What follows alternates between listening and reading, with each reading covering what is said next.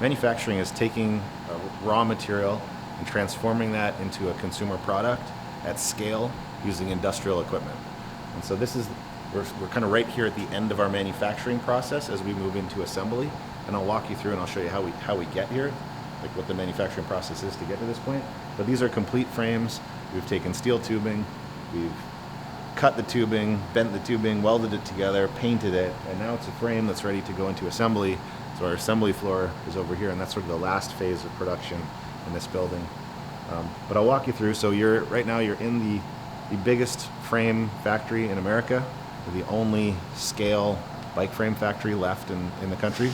And so we'll follow the path of the steel. Steel comes in through this gate and comes down this hallway.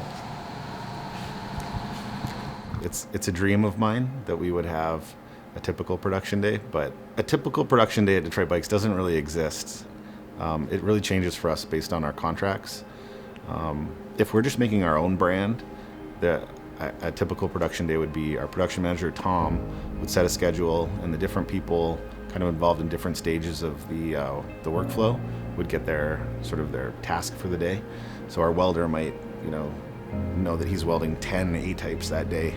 And if he did B-types before, by that time they'd be downstream, and our painter would know that he needed to paint 10 B-types. So basically Tom would set the schedule, people would go to work and just flow material through.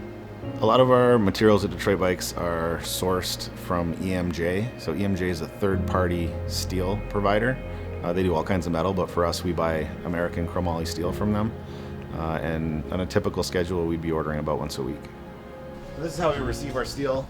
This is some of the material we buy from EMJ. You can see EMJ's logo there on some of their packaging. We get different diameters of tubing.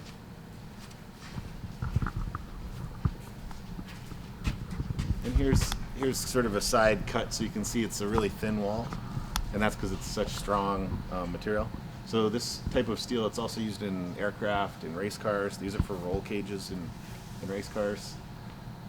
So it's incredibly high quality steel, and you really feel that when you ride that bike.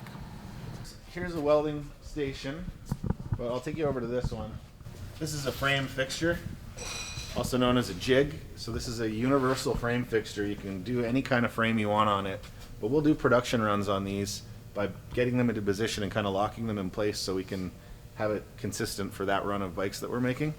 But it's nice that we can then repurpose this for a different type of bike, if we move on to another frame style. And you can see here our welder is welding this frame together. So part of it is tacked together, so you can see just like a little bit of metal has been welded in to kind of hold this all in place. And then he's working on finishing welding the rest of the bike. So down here you can see he's going around and kind of doing the complete weld.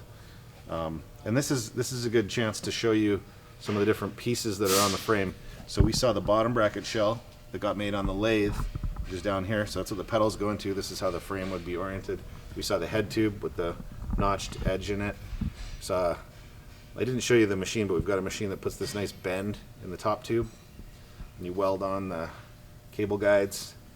We saw a seat tube post in the inventory for welding parts. So he's just kind of in the process of turning that into a final bike frame. You can see here 10 wheels, so like 2, 4, 6, 8, 10. This is about 10 wheels that are fully built.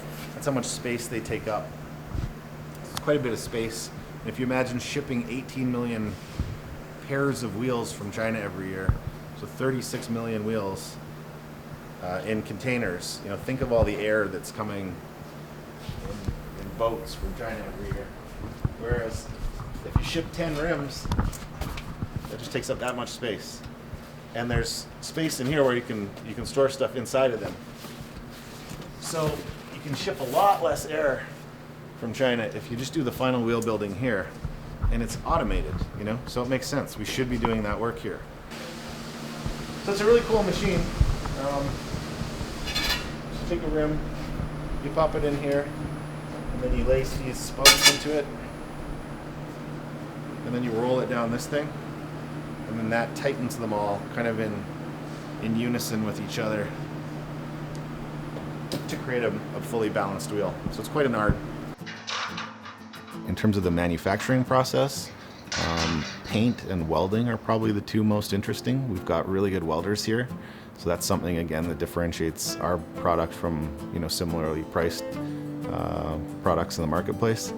We've just got exceptional welding, and then paint is really fun just because there's lots of different things you can do. Different colors, different textures, and it's an opportunity for more creativity. So we'll take our inventory, hold it there, and it just flows straight onto the line. Bikes get made here, and then they flow straight into the truck. So it's this nice kind of closed loop that avoids the other side of the factory where we're doing more of the manufacturing work.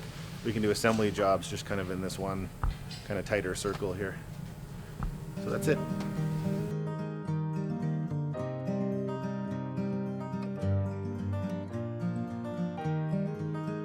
The part of the business that excites me most is probably selling stuff because that's how we fuel operations. So seeing a truck leave that's full of a product that someone's bought, or seeing the product out on the street is kind of exciting.